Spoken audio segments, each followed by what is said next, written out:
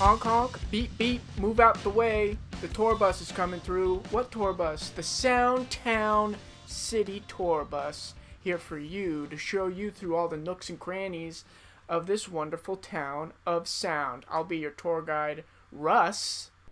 And I'm Nooks. Can I be Nooks and you can be Crannies? Yeah, I would love to be Crannies. Can it be Soundtown with Nooks and Crannies? Yes, that would be the coolest thing in the world. I guess I'm Nooks, yeah. Yeah, I want to be the Nooks, yeah. Nooks portrayed by the one and only Eric. Couldn't do any of this without him. How are you doing, my man? I'm doing okay. Got my second vax today, so I'm just waiting for the inevitable, just horrible body aches and everything to set in. I think you'll get through it. You're a tough guy. I know you can get through it. But yeah, I went through it myself a couple weeks ago, and yeah, I survived. If that's any consolation. But you know what that means? We're one step closer to hugging and kissing and licking and touching and all that good stuff. All that good stuff. No, but yeah, I'm excited to potentially doing some pods IRL with you in the room. Whoa. In the flesh, as I think I've said before. It'll be nice to get some flesh back on the podcast. It's been a while. We're talking about the future. We should be talking about the present, because what an episode we have, Eric. Who are we talking to today? We're talking to Harmony Woods, specifically Sophia. Sophia of Harmony Woods graced us with her presence, talking about their new album, Graceful Rage. And maybe we bring up, how can we not bring up? Who do we bring up? Who? This is the Soundtown podcast. We only bring up one person with all of our guests. Who did we bring up? I don't know. It wasn't Nooks. It wasn't Han Solo. It wasn't Crannies. It was David Elijah Juro. Is it Elijah, or is that his brother's middle name? I know his middle name's Eli, but I don't It's know if Eli. Eli is Yeah, short for Elijah. No, I think it's I don't remember. Okay, fine. David Eli Juro. Eli is actually short for elliptical. Elliptical. Like the elliptical machines. That's what his middle name is named after.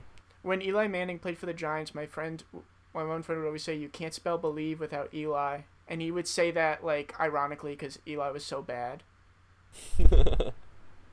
I think we said David Juro's name more than Harmony Woods' name, which again, this episode's about Harmony Woods or interviewing Harmony Woods. David Juro is a drummer of Harmony Woods. But anyway, we're talking to Sophia. So grateful that she took the time to speak with us. I had a lot of fun. Eric, I'm going to speak for you. I know you had a ton of fun with this one. Speak for me. So without further ado, we'll stop yapping and we'll get into the nitty-gritty about the production of their new record, their tours in the past, who that guy is in the back of the room when Harmony Woods is playing a house show, and many more little tidbits that I know you, the listener, wanted to know about Harmony Woods. So without further ado, here's our talk with Sophia. I saw you as my companion. You saw me as your biggest fear. You thought I wanted something, 'cause I said I didn't wanna be here. Hi. Whoa, nice setup. Flip my phone. Hey, thanks. Yo, y'all want to see my stand? Whoa. What Is that you like a wonton soup container? Yeah. I'm Oh pretty my God, sure amazing. My I got a bunch from my grandma and I just forgot to return them, and I'm pretty sure they were from Chinese food. But yeah, basically I bought this mic and I didn't realize I have like another stand right over here, but I didn't realize I didn't have like the compatible stand for the Yeah, mic. that's the worst. Yeah, and I still haven't like bought a new one just because I have no money. So we're out here on soup mode. It is what it is. Soup mode. What inspired the mic purchase? Are you just looking to do some demoing or what's? Yeah, demoing, and then I figured I was like, okay, I feel like people are gonna like ask me to do podcast stuff and like record my own audio. I was like, okay, I feel like this might happen, but I'm not sure if that's really what happens. And then I bought it, and then we put out the record, and apparently that is a thing that happens. Wow. So I'm grateful that my intuition was spot on. How many pods have you done? Oh my god. Not like a lot. I mean a lot for I guess the average person. I feel like most people don't do a lot of podcasts. Fucking like 4 maybe? That's a lot. 4 or 5? Yeah, I don't know. It's been fun though.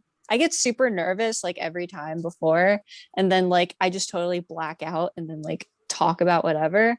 And then after, my dad's like, "Hey, you sounded really good on that podcast." And I'm like, "Oh, thanks." Well, you have This to is be. my third season here, and I still get nervous. I feel that's so hard. Let me know when I should start recording on my end also. You could press record now if you're good. Sweet. Cool. You We're have to rolling. be. You have to be completely honest with us at the end of like how we rank. And you could say like you guys were second or like lower tier. We need to know. God. I don't like to rank. Oh my god, that's If you so ain't first, you're last. I don't even like to rank like fun shit like movies and bands and stuff. I get so sad that I'm gonna hurt someone's feelings even though I know no one is ever going to know. It's Oh like, my God, really Eric. for myself. Eric, when we play this or that at the end, it's going to be hell. I'm gonna be yeah. sobbing the entire time. I don't know. No, it'll be great. We're going to make it easy for you because you're going to say Soundtown was the best podcast for you. It's going to happen. Hell By yeah, the I'm way, stoked. thank you again so much for recording a set for our festival. That was so kind of you to dedicate the time to doing that. Oh my gosh, of course. Thank y'all for asking me. That was super fun. Yeah. Thanks. Thanks. Yeah, I think the people won't tell us how much money we raised, but It's a secret. I guess it's a Who's secret. The people. The people it's a cancer research fund, and before all right, this is what happened. Eric and I were like, we want to do a music festival, and then we had so many people saying that they wanted to do it. We were like, oh, maybe we should like raise money for something on the side. And then I had the idea to do the specific fund, and I reached out to the people who run it to like make sure they were cool with it, and they were like, yeah, just keep us posted, like we'll put things on our Facebook, we'll give you material. So they gave us like links to send people to donate, but they like I didn't have a meter of like how much people were donating. It's just people would donate and they would get the money. Word. Where was the like individual people donated as they watched? Yeah. Okay. Like we would just be like, I hope you're having fun watching. If you're feeling charitable, click the link in the description For and sure. like throw $5 or whatever. Word. And some people would be like, hey, just so you know, I sent like $20. I'd be like, oh, that's really nice. Or, like, you didn't have to tell me, but that's really nice. You know how you donate just so you can tell people that you Yeah. donated? Yeah. No, I'm just kidding. That's sick. As long as like the people are getting money, that's all I really Yeah. Well, and That's then tight. like, I heard back, Eric, from the people, and they were like, oh my God, it was so great. Like, thank you so much for doing that. I'm like, you're welcome. I hope we helped. But I think we helped, and you were a part of that. So thank you again. Hell yeah, thank y'all. It felt good. It was fun. Cool. So when we asked you to be on, which we've wanted you to be on for a long while now, I'm glad we could finally arrange it. I was trying to pinpoint like a time where we would have met. I feel like I've technically met you like a handful of different times. I feel like I've totally been like, oh, it's so nice to meet you, and like 5 seconds after saying that, I had realized we met before, and I felt so ashamed that I didn't correct myself. Well, and I just ad- like I beat admitted- myself up about it. I admittedly think I would have done the same, to be quite honest with you. But it's like, you hear about Harmony Woods, and then like, oh, Harmony Woods is right in front of you, and then you're on a bill with Harmony Woods, or you go to a show and Harmony Woods is there. But yeah, the instance that we met, I can't seem to put my finger on it. But when we did cross paths in person, you've been nothing but super sweet to us. Thanks. Y'all Yeah. are super sweet. Oh, thank you. That's really nice of you to say. One of my favorite instances, and tell me if you remember this, I think it was, I can't remember where it was now that I think about it. We were on a bill, and you were playing, I think it was a solo set, and Shark Club was playing, and you came up to me, and you were like, hey, Russ, do you think I could borrow a cable? And in my head, I'm like, she's gonna show up to the show without a cable. All right. Yeah, I've got a cable for you. And I go and I grab a guitar cable, and I go to hand it to you, and you're like, "Oh no, I said capo, you idiot." You didn't call me an idiot. You didn't call me an idiot, but you're like, "Oh, sweetie, I said capo," and I was like, "Oh, yeah, here you go." Do you remember that?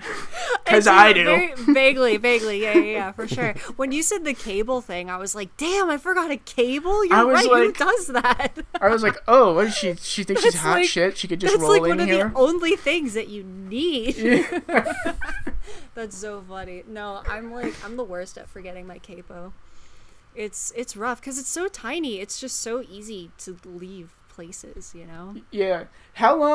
How long into your guitar playing or songwriting did you start using a capo? It took me a long while. I was kind of against it. I was kind of against it until I saw more people using it. And I was like, oh, it's cool.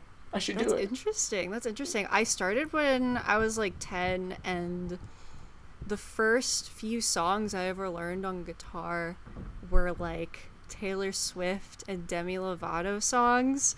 But the thing is, like, okay, they have, like, those songs, like, in retrospect, they have, like, really sick, like, guitar parts in them, but because I was a beginner, I would just learn the chords, like, it's standard tuning, but I didn't know, like, bar chords yet, so, like, I had pretty much no choice at that point but to use a capo, so, like, I've been using a capo, like, since super close to the beginning, honestly. It's, like, it's just so natural to me.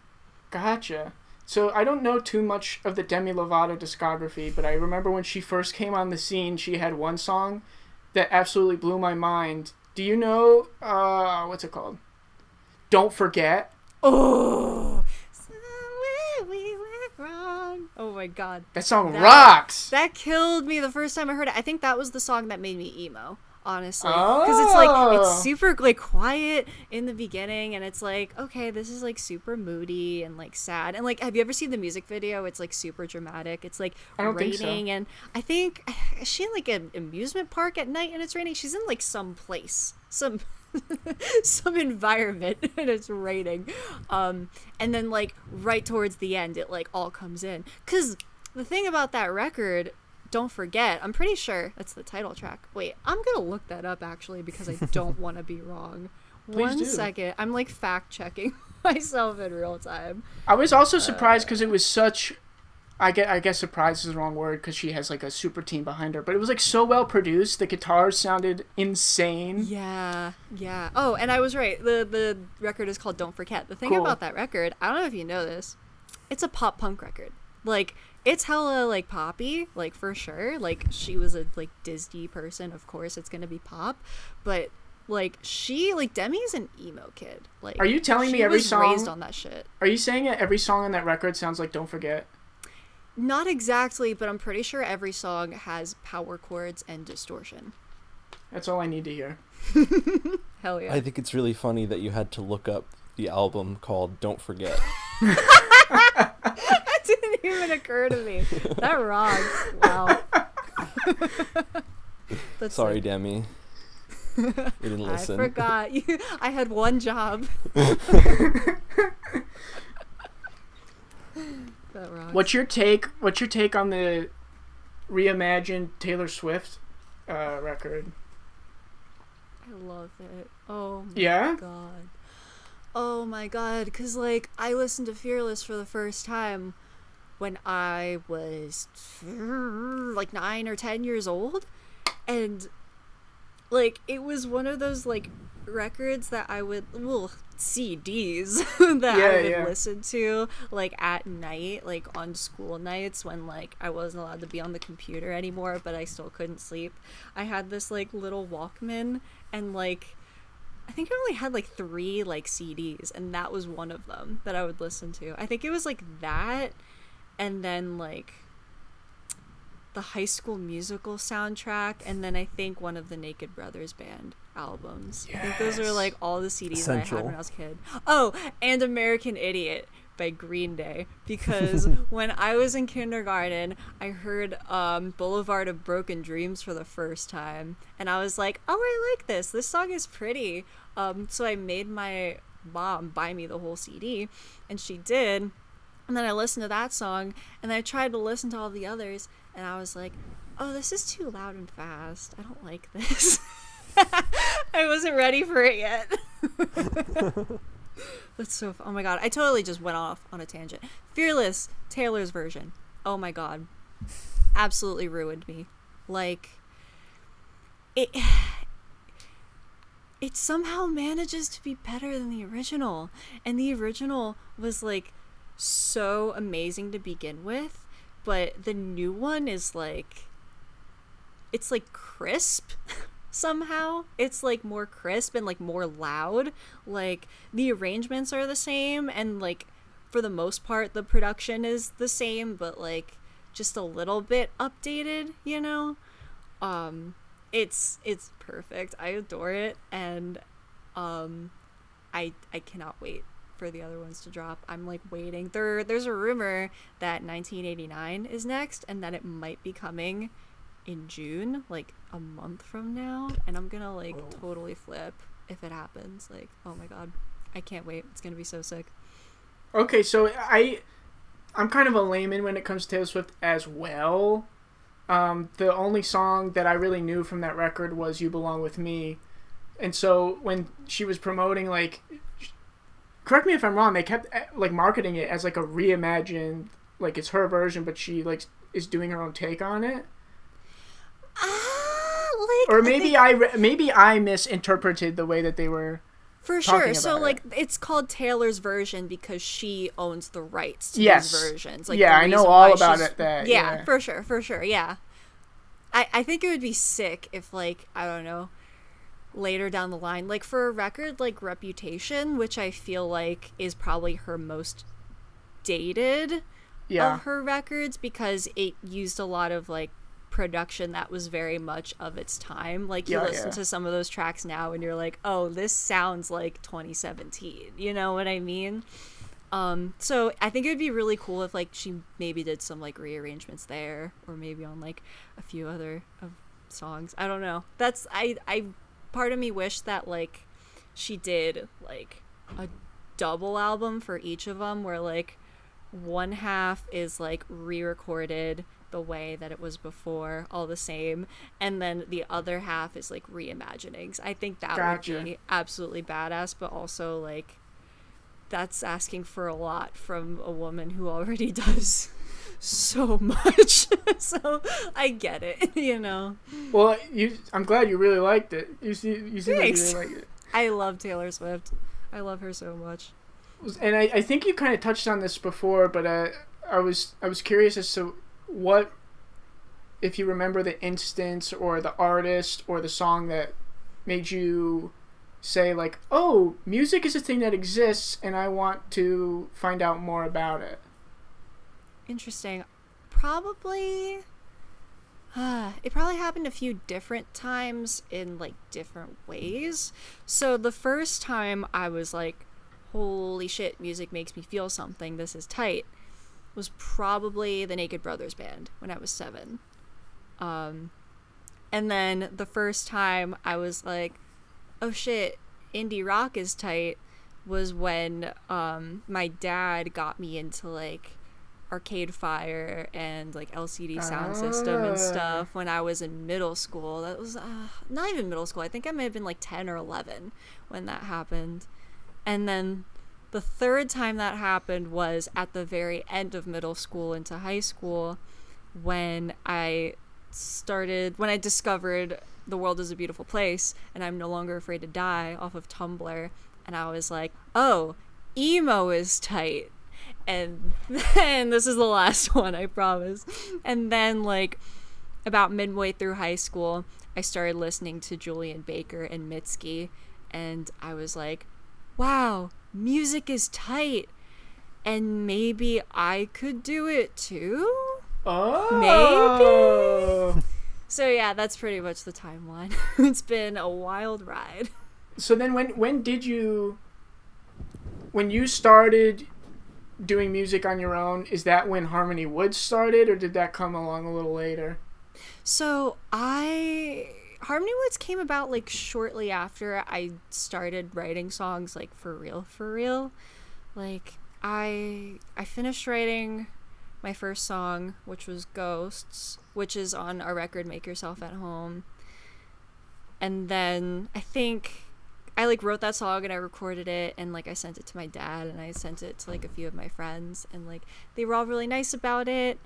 And I was like, okay, I guess I'll keep doing this. And then I remember driving through Newark, Delaware, to my sister's house, and I saw a sign for a neighborhood called Harmony Woods, and I was like, that'd be a cool band name. and then I made it happen.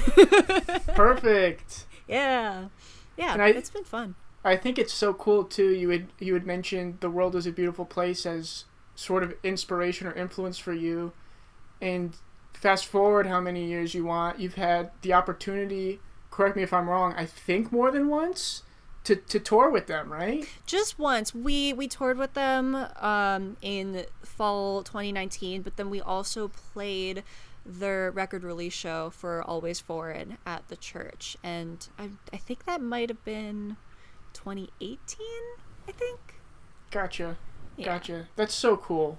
Yeah, That's they're so the cool. best. I adore those people so much. Like, I looked up to them so hard when I was like a kid, especially like seeing Katie like rip on the synth, because like most of the bands that I like listened to growing up, like I don't know, just so happened to like not have like a ton of like non-men in them. So like I was really like, I really adored these bands, but at the same time it was almost as though I didn't really have anyone to look up to, or like Sure. I felt like I didn't really, because there were definitely like women in bands who were absolutely killing it at that time, but for whatever reason they just were not in like my like circle of stuff that I would listen to.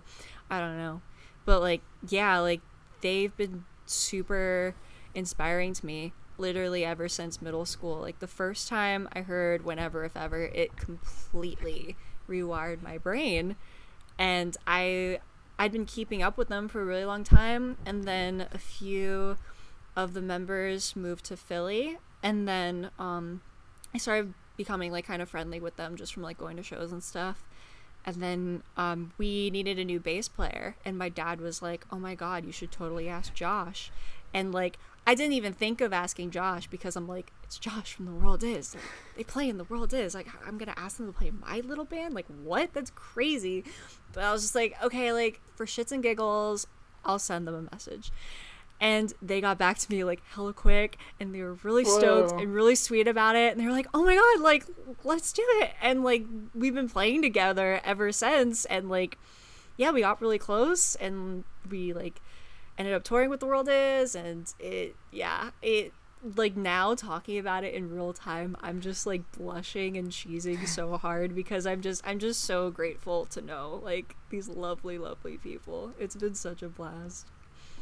Yeah, I mean, I would be blushing too. It's incredible. And I mean, like, I feel like the artists in the sphere that you're talking about, you know, they're not Demi Lovato level. They're not Taylor Swift level.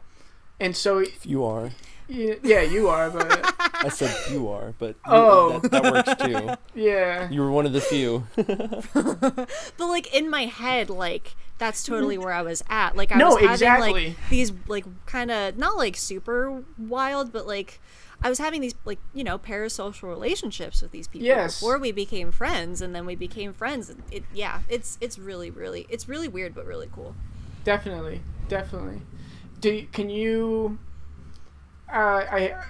It's probably gonna be like cathartic to talk about, because we haven't been able to go out and play shows in how long, but you've had the opportunity to play some really incredible shows and go on some pretty lengthy tours and visit some cool places. Are there any in your mind that stick out that you can talk about? Easy answer, which is one I bring up often just because it's like, yeah, duh, is when we opened for the first of 3 Modern Baseball. My brain is totally fried. the like goodbye shows Yep. at Union Transfer. Yeah, we opened up the first night and it was sold out. It was totally packed and I was 18 years old and I was really scared. Like I was really stoked and like really happy to be there. But like before we got on stage, like I was shitting bricks. I was terrified because I'd never ever played a show like anywhere close to that big, you know? And we just got on stage and like the energy just shifted and all of a sudden I just felt like I was shaking so hard, but then I got on stage and like saw these people and the shaking just stopped and I felt calm and I felt like I could, I don't know, this is gonna sound totally cheeseball, but I felt like I could be myself on stage more than I could like just in regular life, like talking to people, going to classes or whatever. Like it was just like you'd think that would be terrifying, right? But it was oddly liberating almost, like being up there, and I don't know, it was sick. It was so much fun and I would absolutely die to play Union Transfer again one day. I think that would be such a blast. That honestly, that show was the first time that I saw Harmony Woods live. Oh, word. Yeah, and I was like 51% stoked because Harmony Woods was playing, and it was my first opportunity to see him live. But admittedly, 49% completely jealous. How did that offer? And then after you played, I'm like, oh well, obviously they asked him to open because they're incredible. Oh, How thanks. are you at liberty to talk about how that opportunity came your way, or is it just? Yeah, I mean, just happened? I was a really big fan, and like I'd gotten to know them a little bit just from like going to a ton of their shows and like talking to them and having my dad force me to talk to them because I was too shy to do it on my own. And like, yeah, we ended up becoming pretty friendly, and yeah, when I like started writing my own songs, I my dad sent Jake ghosts without asking me, like the first ever Perfect like dad move. demo. He sent it to him without asking me, and when he told me, I was like super like mad and like scared because like I was so nervous in high school, and like in a lot of ways I still am for sure, but like I was so anxious, and I never really like put myself out there, like did anything or like took initiative just because I was so like I had this like debilitating anxiety, right? And I still do, but it's like a little more manageable now. But yeah, he told me he sent it to him and I was like, you did what? But then he ended up responding and like saying like a bunch of like really nice stuff about the song, and I was like, holy shit, this is crazy, because like, you know, he was my favorite songwriter like in high school, and I was just like, oh my god, this is like bonkers, like no way. And then a few months passed, and then I ended up writing enough songs to make a record, and I was like, okay, I know Jake records stuff. Would he maybe be down? Oh my god, I don't know. But then I just said fuck it, and like one day I asked him and he was like, yeah, sure. And he ended up recording our first record, which was really cool. It was a blast. It was really sick working with him. And yeah, that's pretty much like how it happened, I guess. Like we just became like pretty friendly, and it was cool, and they were my favorite band, and it was tight. Yeah, we were. I think I was. I think I was with David Giroux, and yeah, we were both so excited for you guys to have had that opportunity, and yeah, like you absolutely crushed it, and it was so cool to see, and it's so nice how that all worked out for you. Yeah, thank and I mean, you. we were just talking about how, you know, even though they're not like big superstars, like they're big superstars to us. We had the same exact experience where we wanted to record an EP, and we were like, it's not gonna hurt to shoot Jake a message and see if he'd be interested. He's like, oh yeah, I'm free these days. If you want to do it, we'll do it. And then we had the opportunity to work with like one of our favorite artists of all time. Hey. Yeah, so it works out like that. It's super cool. He's the man. He's awesome. But no, I totally see what you mean. Like when I was in high school, before I like got to know them, they were like Modern Baseball was like my One Direction, you know, like the way a lot of like girls my age felt about One Direction at that time. Like like they were that for me. Yeah, I was Which is, trying like, to really funny in retrospect, but yeah. Mobo's Yeah. cuter. I know. I remember I was trying to explain to my dad like what we were doing, and he's like, "Who's this guy again?" I'm like, "Dad, when you were growing up, who was your idol?" He's like, "Dan Marino." I'm like, "This guy is my Dan Marino. Do you get it now?" It's so sick. It's the most father answer you could give. Yeah. So, but yeah, no, that's all super cool. So you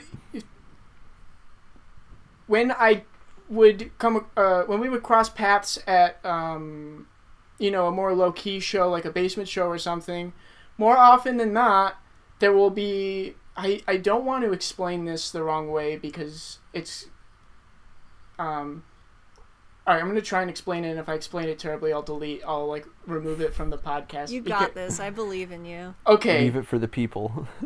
The people More- must know. More often than not, at a Harmony Woods basement show, or any show, there is an older gentleman attending the show, kind of just, you know, to himself in the back and observing. Can you explain who that is? Are you referring to my father? Yeah! And I did, and so I made it sound like, oh, this guy's a creep, and he's not at all, and he doesn't give off that vibe at all either, and that's why I was nervous. He's a cool dad. Well, the first time I was like, oh, I've never seen someone like that at that age and like who looks like that like at these shows. And they're like, oh no, it's Sophia's dad. I'm like, oh, that's actually pretty cool. I don't think my dad would be interested to go to a basement show for obvious reasons. Like it's, For sure. sometimes it gets a little, I don't know. Rowdy. Yeah, you could say that. What can we like? Why does he go to your shows? Because he loves you, I guess. I feel like that might have something to do with it. Was he like ever in the scene? So he was a roadie in the 90s for like a bunch of like heavier like metal bands, and around that time he was also like really big into like Philly, like the Philly South Jersey like punk scene. So like DIY was not like a foreign concept to him. Like he went to like warehouse shows and shit, like industrial shows like back in the day, like so like he's used to the vibe for sure. It's not like a super jarring thing for him.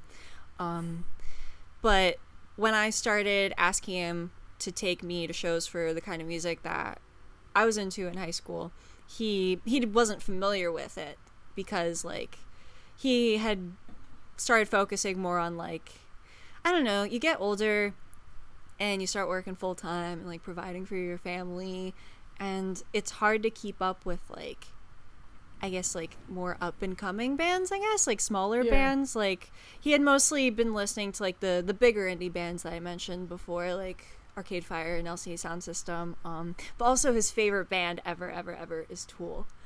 He's a huge Tool head. I don't know what they call their fans. That's what I'm calling them.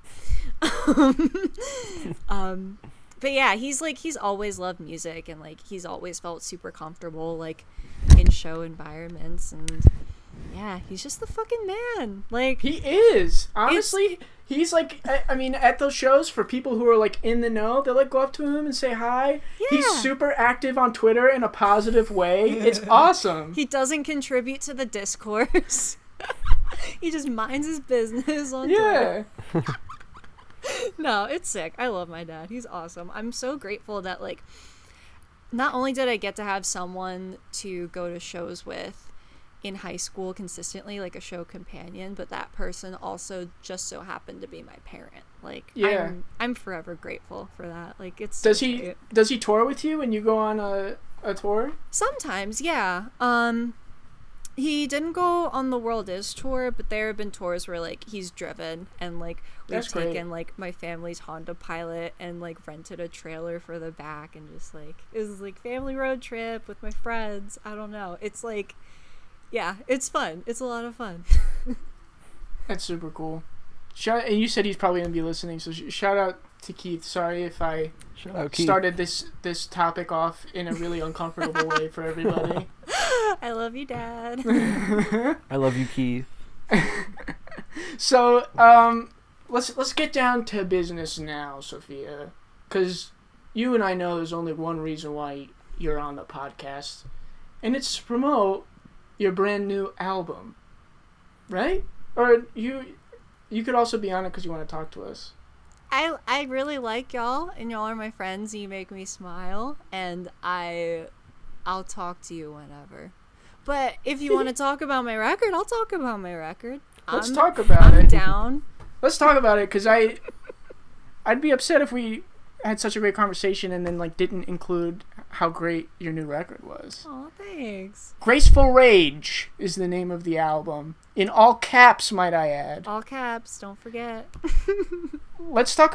I want to know about the production behind it. Where did you go to record it? Who recorded it with you? Spill the beans. Spilling the beans, right. So we recorded Graceful Rage at 38 North in Falls Church, Virginia, with the living legend Barty Strange, one of my favorite people on this planet. Oh my gosh. Like, it all just came together, like, so quickly and, like, almost serendipitously, because I got the idea for the record and I brought it up to our label Skeletal Lightning, and they were like, oh, well, like, we just, like, got hit up by Barty Strange, like, he's just started working at this, like, new studio in Virginia, and sorry, and,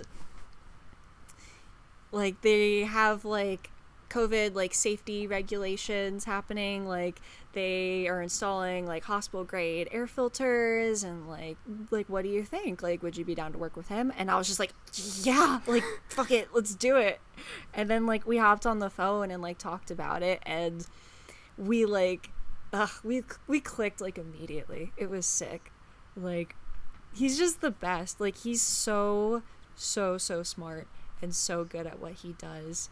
And he's just been grinding for, like, years to do this, and he's, like, finally, like, doing, like, music full time, and he's just so inspiring, and he's also just, like, the nicest, goofiest person ever. Like, he's so sweet, and, like, the record has, like, some pretty, like, heavy themes, and, like, it's about some pretty personal stuff that sometimes isn't, you know, super fun to sing about, but every day when we recorded, like, we were, like, laughing almost the whole time. Like, we were just having the best time recording these sad fucking songs. Like, I don't know, it was awesome. It was so amazing working with him, for real. That's incredible. And then did you have a band with you, or did you record everything yourself? So I went down to Virginia with my friend who plays drums for Harmony Woods. I'm not sure if you're familiar with him. He's a player known as David Juro. And aside from Harmony Woods, he also plays drums in a really fucking sick Jersey band called Shark Club. I don't know if you've heard of them, but they're pretty tight. I highly recommend that you check them out. They're pretty sick, to be honest. You're speaking like Portuguese or something, but continue. But yeah, we went down with David and we recorded the bass parts with Josh remote. So it's Gotcha. me, David, Josh, and Barty's on the record. Very cool. I wasn't trying to get you to say David's name. I was genuinely curious who you went to. I didn't realize it was just David who went down with you, and then Josh did it remote. It was me, David, and Barty's, and our engineer John, just like hanging out in the studio. It was super sick. That's super cool. And to bring up Bartiz again, you know, it's a Harmony Woods record, and you can tell, but it's obviously you know, and I hope you don't take this the wrong way, it's definitely a step above from your other records, which are great. I agree with you. No, like, I try not to be self-deprecating because I'm so proud of, like, our last two records. But for the first time, I was able to, like, listen back to a record that like, I had a hand in making and think to myself, like, oh my god, like I did something here. Whoa. You know? Like Yeah, it was that's the first super time cool that for I was you. like, this is sick, like I'm so proud of myself. Like Yeah. no, you're totally right. Like I'm so proud of it. I'm so stoked that it's finally out there for sure. And but you can hear Bartice's like fingerprints on certain parts of the arrangements and stuff, but it doesn't take away from the fact that it is a Harmony Woods record and that you wrote and recorded all of it. I thought it was a wonderful listen, produced extremely well, obviously, and again, so happy and excited for you that it was able to turn out the way that it did. Hell yeah, thank you so much. I'm glad you dig it. Yeah, definitely. I was curious as to what inspired you to name the record after the song Graceful Rage, unless there's no relation. So it's actually really funny. That song I wrote years ago, and I wrote it strictly as therapy. I was like thinking about the certain situation nonstop that had happened, like even like before then, and I was like, okay, like this happened like I guess it was about like a year ago at that point, a year and a half ago, and I was like, okay, I'm still thinking about this, which is a sign that I'm not over it, which is a sign that I probably need to like sit with it more and process it more. And you know, my main way of doing that is like writing songs. So I wrote the song, and I was like exhausted, but I was also like kind of stoked. I was like, okay, that felt really good. No one is ever going to hear this. And I just like stowed it away in the archives. And then over like throughout the pandemic, I kept coming back to like a bunch of similar songs that I had written just like purely for therapeutic reasons. And I thought to myself, okay, like if I like put all these together in a package and release them, like is there any chance that it could like help people? Because these are really lonely times and everyone is going through it, but at the same time everyone feels like they're the only one going through it, you know? It's like it's such an easy trap to fall into when you're in that mindset. Like you feel like you're the only person who's felt that way, and it's pretty much the worst thing ever. So I don't know, I was just like, what if this could help people, you know?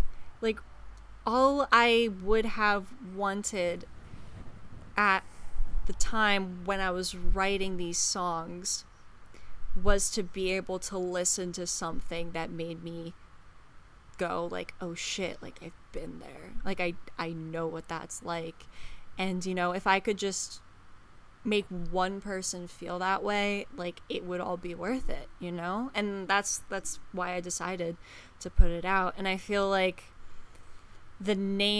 I named the song Graceful Rage. Graceful Rage, the song, existed well before like the record, but I feel like it kind of, you know, perfectly encapsulated everything that I was feeling and like the person that I wanted to be versus the person that I was, because I still was reeling from these certain situations, you know? And I don't know, I'm really glad that it all came together, and I'm really happy with how it all came together. I'm sure there have been people who have reached out to you that said that they either liked it or that the music has touched them.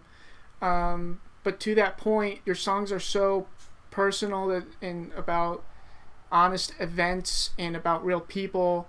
Has anyone ever heard a song and been like, is she talking about me? And then reach out to you and like call you out on it? No one's Cool. ever reached out to me, actually. And Have they like subtweeted you or whatever? I wouldn't know because I have them all muted. Nice.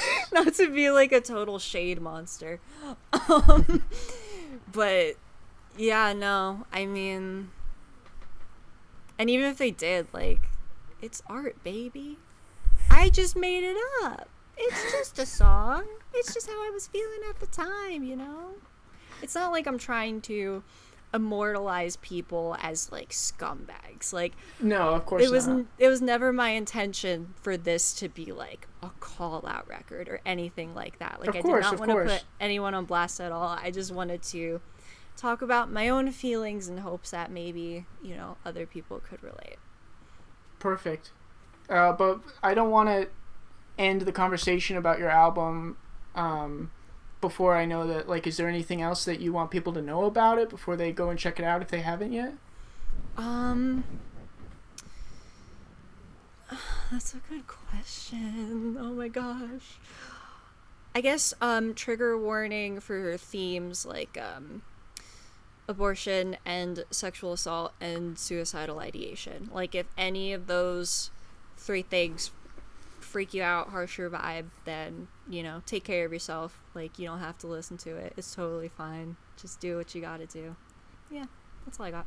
Gotcha. And they can check it out. It's on, like, Spotify, Apple Music, like everything, yep, right? it's on everything. All the streaming stuff. It's on Bandcamp. You can pre-order vinyl and other physical copies and merch and stuff on our label's website, Skeletal Lightning.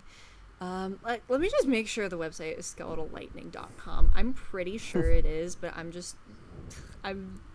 this kind of person. It is. Cool. Don't forget. Skeletallightning.com. I think as of right now, my face is like on the website. When you visit the website, my face is right there on the landing page. You just click the thing and it'll be there. Perfect. That's how you know when you're there. You'll see Sophia's face. Yeah. Before we let you go, would you want to play a quick game of this or that?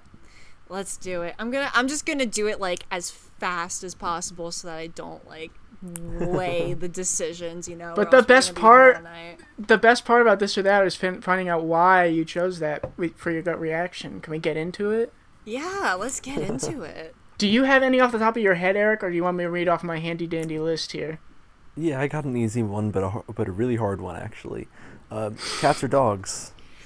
Oh, that's the worst one. Easy question for me to ask, hard question for you to answer. I'm just gonna say dogs because I live with 2 dogs and 0 cats, There but I we have go. lived with both and I love and adore them both. Me too. But I'm Fair. currently living with a cat, so my answer is Nice. cat. Hell yeah. Guitar Hero or Rock Band? Guitar Hero. Ooh, Because that's what I That's a grew tough up one. playing. Same. I honestly think that's what made me want to pick up the guitar. Is that lame? No, not at all. I'm sure you're not alone. But, Are you like- on, like Clone Hero? Isn't that the like updated online version now? Oh, I haven't. Ooh. I stopped after World Tour, I think, and yeah, they came out with like the new guitar, and I don't know what they're on now. Oh, word. I'm pretty sure Clone Hero is like a fan-made version. I think it's Wow. free. I'm not entirely sure. And like people like upload their like own songs to it and like their own charts so people can play like custom songs. It's really cool. I'm gonna look that up as soon as we hop off. That sounds Hell super yeah. cool. I'm pretty sure Nick from the band Equipment made a bunch of like custom versions of like various like songs by DIY bands that like you can Wow. play like on like Guitar Hero. It's such a cool concept. I think it's so sick. That is super cool. Yeah. And for the record, I think a lot of people started picking it up at Guitar Hero 3. I was in Best Buy playing the Guitar Hero 1 demo, alright? We're talking OG fan You here. liked it before it was cool. What can I say? What can I That's I say? have the I follow the Guitar Hero 3 soundtrack on Spotify. Someone made a playlist with all the songs.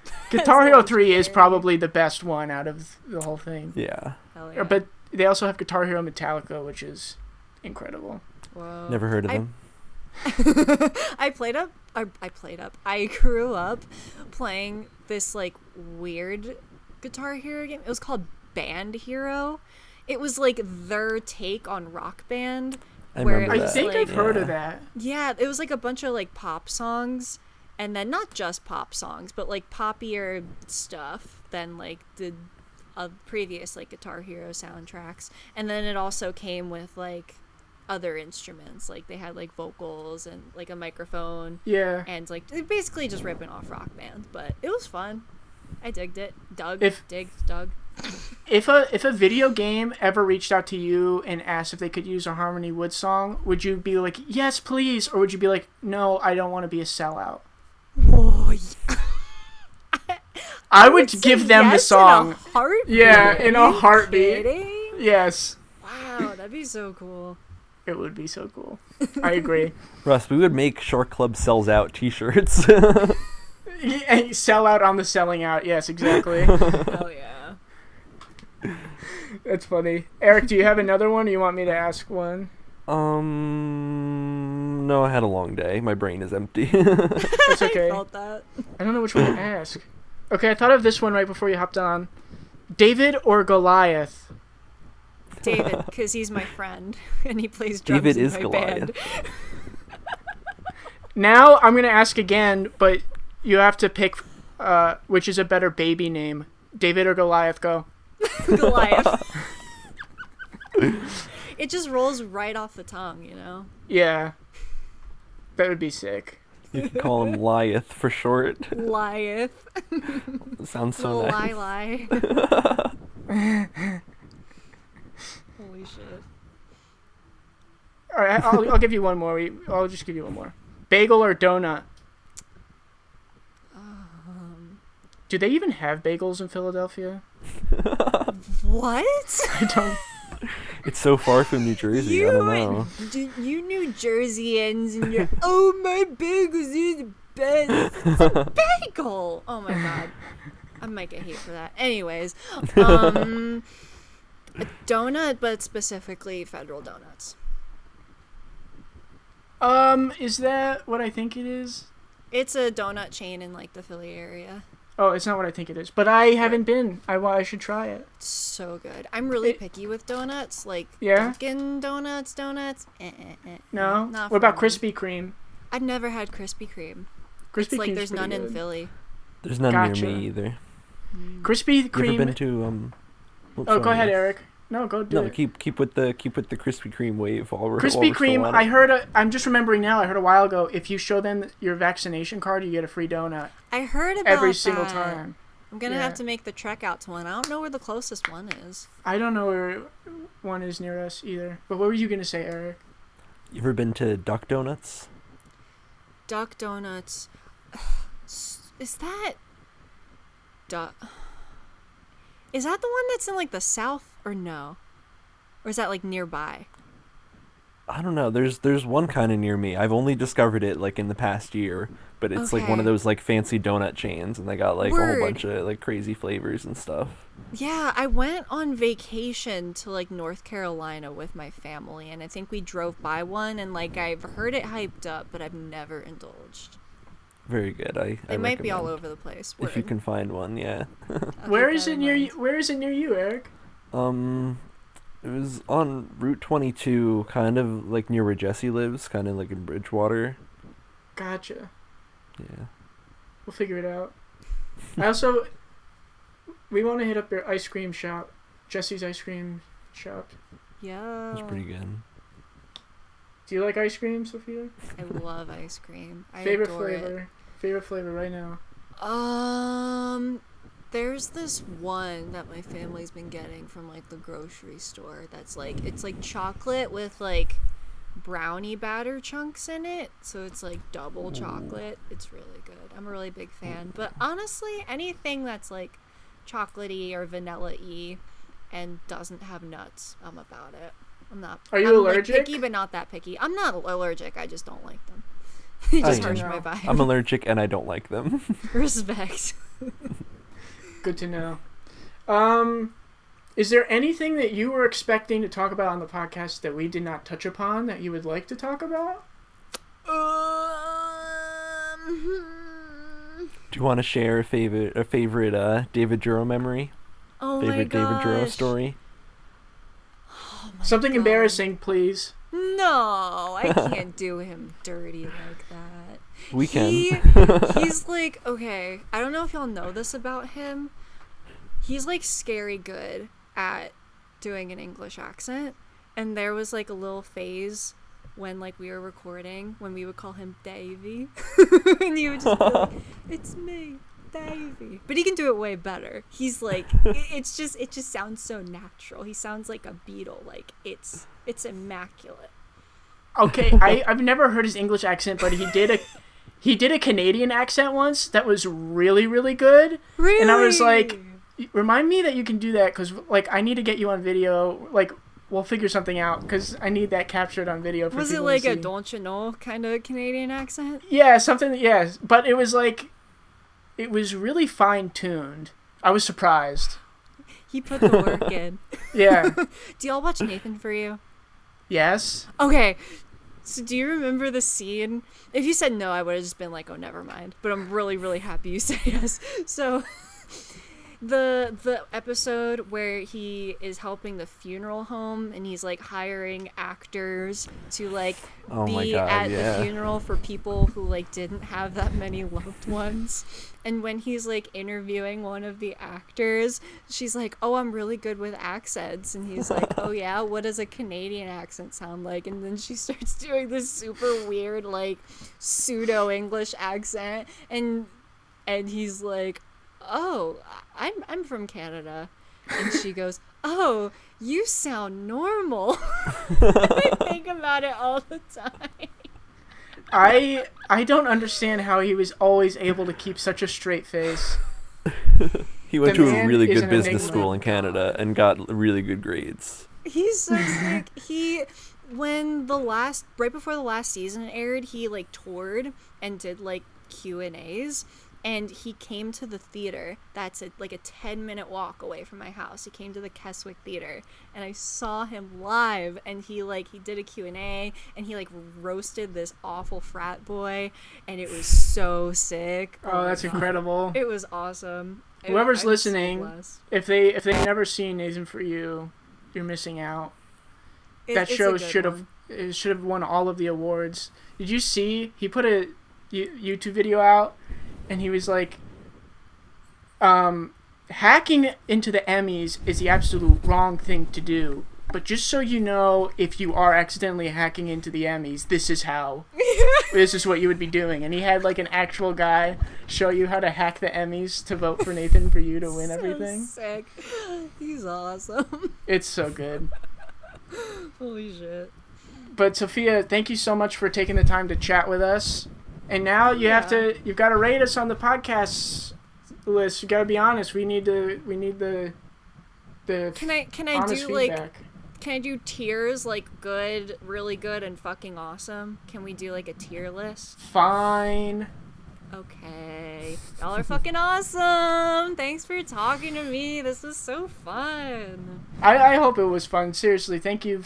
And we'd love to have you back on at any time you Hell want to yeah. tell us Yeah, again. just hit me up. You know where to find me in the Twitter Word. DMs. Because I feel like we only hit the tip of the iceberg. There's so much we could talk to you about, but we don't want to keep you all night. So thank you again, really.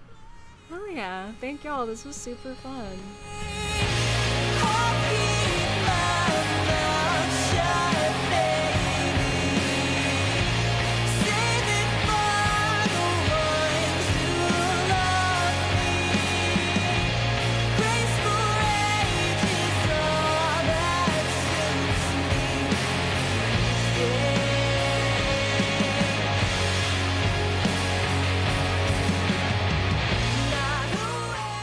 Hey, welcome back. Hope you enjoyed listening to that as much as we enjoyed doing it. What'd you think, Russ? I liked it, Nooks. Oh, right. Thanks, Crannies. Are we gonna get sued by the English Muffin What is it, Thomas? Are we gonna get sued by did they trademark Nooks and Crannies, the phrase? If they did, everybody should be sued. All right. Well, if you don't see us again, you know that we got taken down by Big English Muffin. They're always trying to squash the little podcasters out there. But thanks to Sophia again for chatting with us. If you look to Sophia to gauge how fun podcasts are, she said we were up there. So, leave us a like, leave us a rating, a comment, go buy some merch, follow us on Twitter at SoundtownPod, subscribe to us on YouTube, do all that stuff. We appreciate you listening. We appreciate you supporting the artists who come on here. And Eric, I appreciate you portraying the Nooks.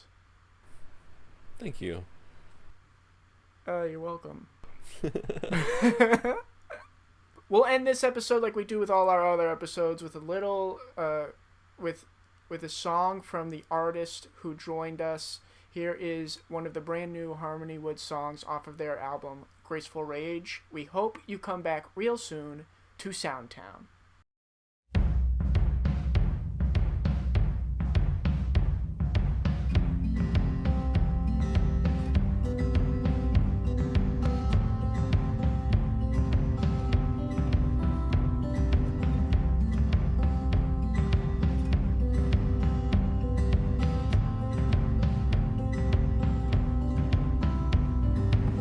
Drove by the agency her parents work at, still somehow shaking. A year in between, and I begged that maybe the problem wasn't just me. Song on the radio sounds just like he's saying your name, and I screamed from the passenger seat, and I prayed that one day you'd realize what you did to me. Crying in your parents' house, your little sister looks confused. You're wondering how everybody you loved could suddenly turn on you. I'm